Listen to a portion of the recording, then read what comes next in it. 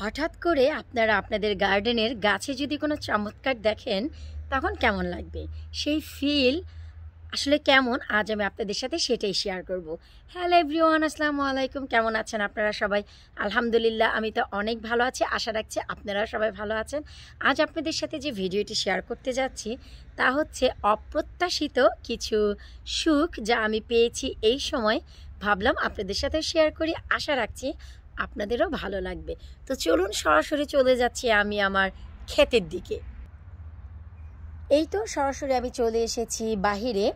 আজ আপনাদের সাথে আমি একটা জিনিস শেয়ার করতে যাচ্ছি, আর তা হচ্ছে আপনারা কম বেশি সবাই জানেন যে এখানে আমার চাইনিজ লাউয়ের গাছ আছে এবং আমি ফলন করি, যেখানে হচ্ছে আমার প্লামের গাছ, প্লাম হয়।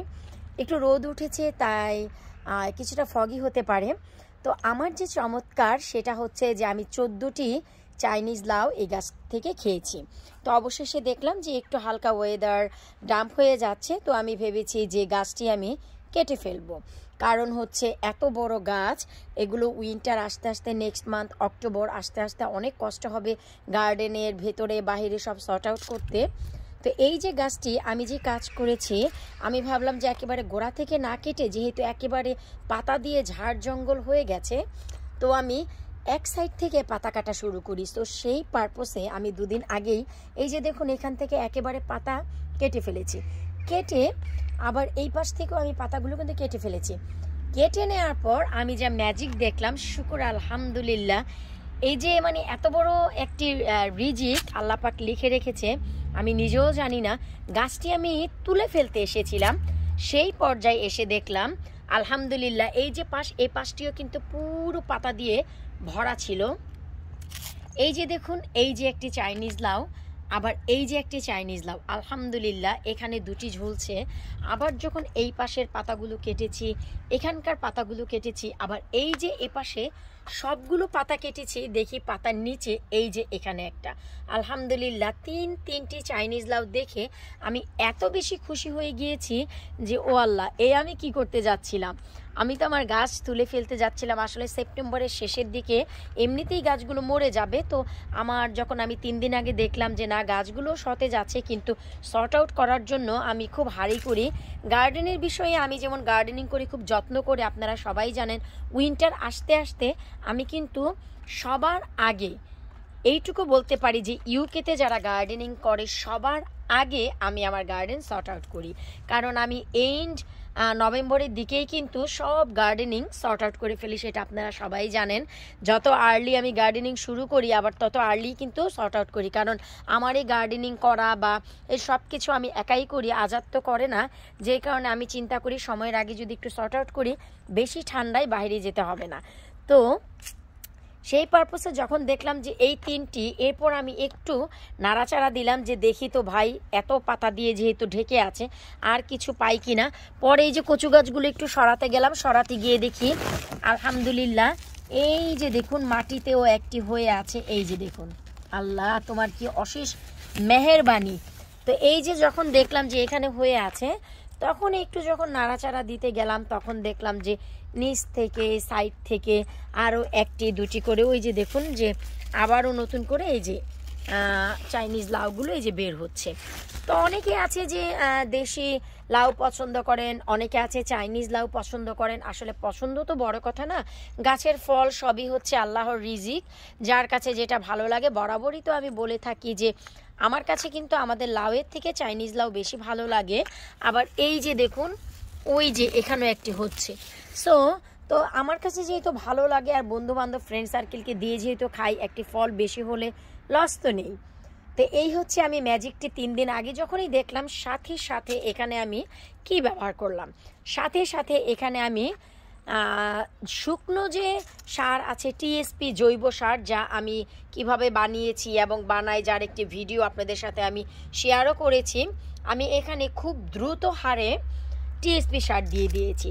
চিন্তা করলাম যেহেতু আমার এই ছোট ছোট চাইনিজ লাউগুলো চোখে পড়লো, তো এখানে যদি টিএসপি সার দিয়ে দিই আমি ট্রিপল সুপার ফসফরাস, এতে করে লাউগুলো বড় হবে। আলহামদুলিল্লাহ 3 দিন আগেই দিয়েছি, দেখুন কত চমৎকারভাবে আমার লাউগুলো বেড়ে যাচ্ছে। এই যে দেখুন, এটার তো যখন আমার এগুলো চোখে পড়ে 3 দিন আগে, তখন কিন্তু ওইটা একদমই ফুল ধরা চলে। সো ওইটাও বেড়ে গেছে। আবার মাঝখান দিয়ে আমি যে আরও পাচ্ছি, আমার কাছে কিন্তু ভীষণ ভালো লাগছে। তো এই যে ছোট্ট চমৎকার আল্লাহ পাক আমাকে দিল, ভাবলাম এই চমৎকারটা আপনাদের সাথে শেয়ার করি। তাছাড়া এখন দেখুন মিষ্টি কুমড়ের গাছ এখানে একেবারে শেষ সময় দিয়েছি।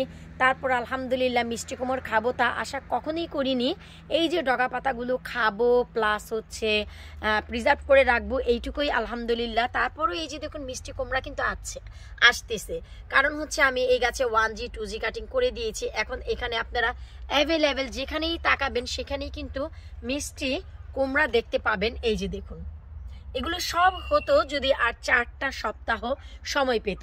একেবারে শেষের সময় এখান থেকে আমি যে আপেল গাছ ছিল, আপনারা সবাই জানেন যে আমার একটি প্লাম গাছ আছে এখানে, যেখান থেকে আমি বরাবরই প্রতি বছর আলু বকরা বানাই। এবছরও বানিয়েছি, ওই যে সব পেরে আলু বকরা বানিয়েছি, শুধু হাতে গোনা কয়েকটি রেখে দিয়েছি নিজেদের খাওয়ার জন্য, বন্ধুবান্ধবদেরকে একটু দেওয়ার জন্য, কারণ গাছের ফল সবাই মিলে খেলে ভালো লাগে।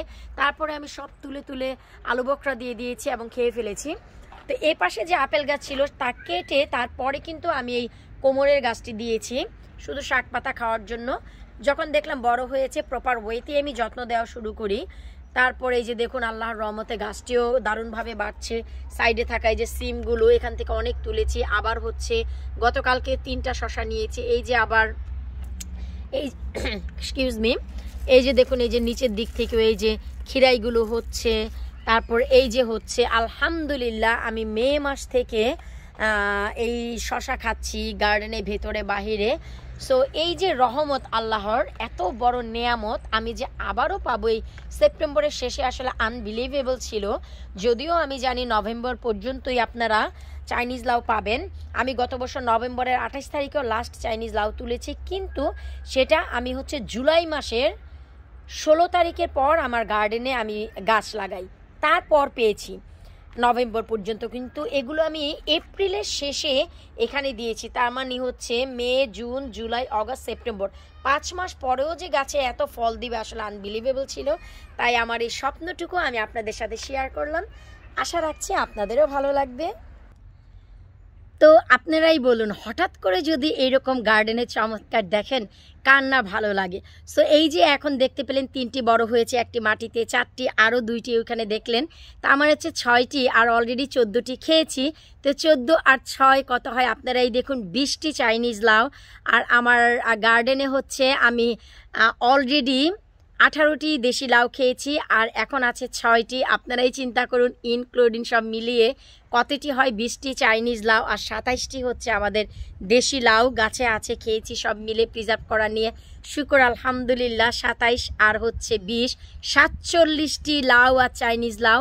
এ ভাই আল্লাহর রহমত ছাড়া আর কিছুই না, কারণ এবছর অনেক ওয়ার্স গিয়েছে ওয়েদার। জুন জুলাই তো শুধু রেইনি সিজনই না, খুবই খুবই খুবই বাজে ওয়েদার গিয়েছে। আমরা এবছর সামার পাইনি বললেও চলে। তারপরেও আল্লাহর অশেষ মেহেরবানি আমার গার্ডেনে ছিল, আপনাদের ভালোবাসাও ছিল, তাই আমি এত উৎসাহিত হয়ে গার্ডেনিংও করেছি।